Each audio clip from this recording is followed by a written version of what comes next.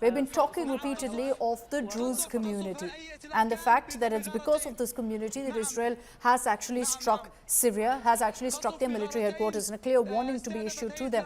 Let's tell you about this community. It's an Arab-speaking ethnic minority group. They mainly reside in parts of Lebanon, parts of Syria, particularly southern Syria, as well as Israel. This is a group that broke from the Shia Islam in the 10th, 12th century, but it incorporates aspects of Hinduism, of Judaism and Christianity, and they have very close ties with Israel. How is that? Well, of the Druze community, about 120,000 plus are actually Israeli citizens. They serve in the IDF. The IDF is the Israeli Defense Forces. They serve in police, they serve in politics. So they play an integral role in the functioning of Israel.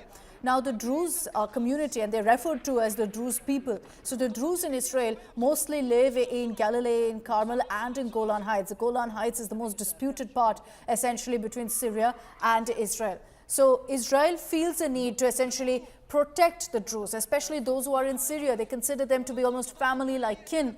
And that's why Israel often acts to protect the Druze abroad as well. In this particular case, Israel believed that there was a threat to the Druze community because of the fact that there's been, of course, a whole lot of tension and unrest in southern Syria, which is where the Druze community is based. The Druze has been involved in a lot of activity to actually ensure anti-government activity, if you will, for the overthrow of the government in Syria. And that's why Syrian forces have been targeting the Druze community, against which Israel had warned Syria. Syria didn't heed that warning, so they went ahead with that strike. Let me bring in Sandeep Punithan once again on this broadcast. Sandeep, the question also that's being asked is how Israel pulled off this kind of a strike. We've been seeing multiple such incidents of escalation of strikes by Israel, not just in Syria, but in different parts of this region. How is it that Israel is managing to pull off these kind of strikes with no intimation and none of these countries ever seeing that this kind of a strike is coming? Well, the footage suggests that these were air-to-ground munitions that were used, and this is not the first time that Israel has struck inside Syria. After the fall of the Bashar al-Assad government, you saw this very unprecedented sight of Israeli warplanes destroying what was left of the Syrian Navy, what was left of the Syrian Air Force. All of those strategic assets that could be used by the incoming government of Ahmed al-Shara were destroyed. So today Syria is a country without an air force, without a navy, without much means to defend itself. And all of this has been made possible by Israel and its heavy investment in the air force. Israel has one of the most powerful air forces in the world. We saw that recently in the conflict with Iran when Israeli warplanes flew the distance that would normally take an aircraft to fly between Bombay, Delhi and back. That is the kind of regular sorties that they were flying to attack Iranian targets and flying back. Today they can fly any point, like I mentioned, across West Asia, from the Mediterranean to the Arabian Sea. There's no one challenging them. They can strike targets at will, and clearly what we've just seen in Syria is that particular state of play, that military state of play on the ground. It's the most significant point in the Middle East since at least the 1967 Six-Day War between the Arab countries and Israel. Actually. You're right. You know, we're seeing this unprecedented escalation right now between Israel and Syria. That footage that you see right now on your screens, that's the military headquarters, and this military compound was very, very close to the Syrian presidential palace. So you look at the messaging Israel is sending across. This is the capital of Syria, Damascus. All of the vehicles you see there, all scurrying, not knowing which direction to go in, just because of the sheer magnitude of those strikes. That entire building blown to bits, nothing left but rubble now. But we still don't really have any sort of estimate on casualties. But let's address the question of why Israel intervened. What led to this sudden strike on Syria?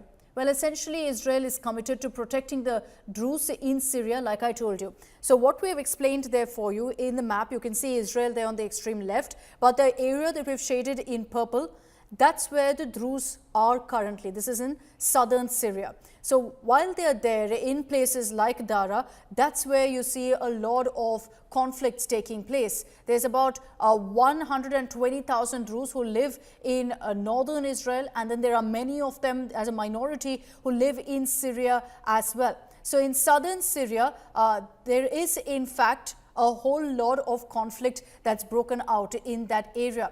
Now, because of that, particularly in Golan Heights, which is a UN buffer zone, you've had, after the Assad regime's fall in December, Israeli forces also deployed there. So there's been already a conflict in that, and as a result of the same, from Syria, the Syrian forces have actively been fighting it off with, in fact, the Druze in that southern Syria area. Israel warned them against it. The strikes and in fact the clashes continued, which is why Israel from their territory flown all the way to Damascus and hit Damascus where it hurts the most. And Syria already is a nation that's facing a whole lot of turmoil, conflict and whatnot. So they can't afford any sort of response. But Pranay, looking at the footage really of that explosion, of that strike, it's clear the messaging involved by Israel. But as a result of that happening, do we have any details of casualties right now?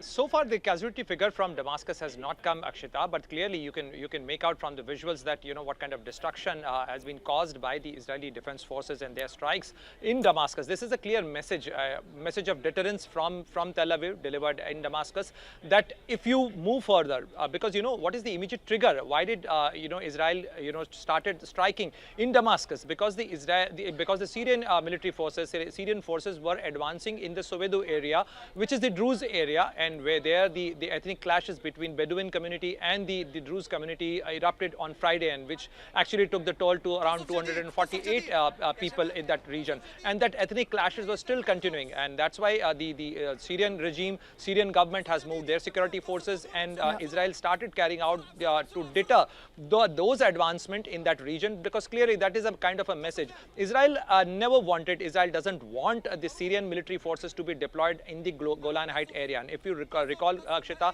that post-December 2024, post the regime change in Damascus, Israel has always maintained that they are going to dominate that region, and they are going to keep their military presence. There has been a military advancement from the Israeli side in the Syrian territory to maintain, to keep that buffer, and that is the reason why Israel is not only protecting the Druze community, but they are also taking it to Damascus to give out this message. But seriously, this actually raises the concern in that entire region, because Golan Heights is an area where the UN peacekeeping force is there, Akshita, and even Indian troops are there.